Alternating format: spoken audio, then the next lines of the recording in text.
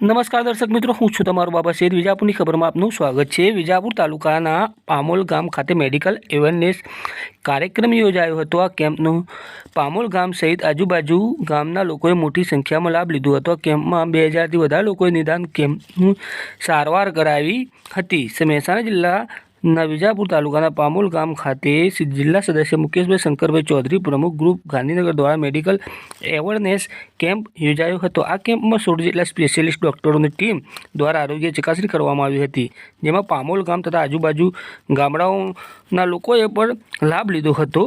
એ હેતુથી તમામને મફત નિદાન કેમ્પ સેવાનો લાભ મળી રહે તે પ્રકારનું આયોજન સમગ્ર ટીમ દ્વારા કરવામાં આવ્યું હતું. આ પ્રસંગે ખાસ આરોગ્ય મંત્રી ગુજરાતના આરોગ્ય મંત્રી ઋષિકેશભાઈ પટેલની ખાસ ઉપસ્થિતિ જોવા મળી હતી. અલગ અલગ વિભાગોમાં કુલ 2017 દર્દીઓનું સંતોષકારક નિદાન કરી અને જરૂરિયાતમંદ દર્દીઓને ECG, એક્સરે વગેરે સ્થળ પર જ કરીને દવાઓ આપવામાં આવી હતી.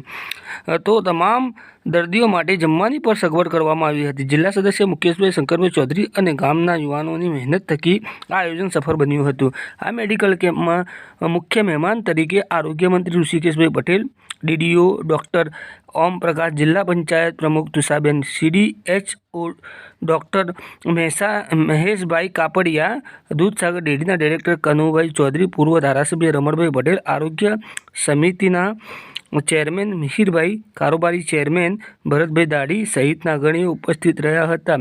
મિત્રો, આવા સમાચાર અને વિગતો જોવા માટે આપ આપના મિત્રો અને સ્નેહીજનોને જણાવો કે વિજાપુરની ખબરને લાઇક કરે, કોમેન્ટ કરો. વધુ સમાચારો વિજાપુરની ખબર આપને પળે પળના અપડેટ સાથે વિજાપુર તાલુકામાં બનતી ઘટનાઓ તથા જે વિજાપુર તાલુકાના જે નાગરિકોની સમસ્યા, જે પ્રજાની સમસ્યા છે તેને નિવારણ લાવવાના પ્રયત્ન કરીશું. તે માટે આપ વિજાપુરની ખબરને સબસ્ક્રાઈબ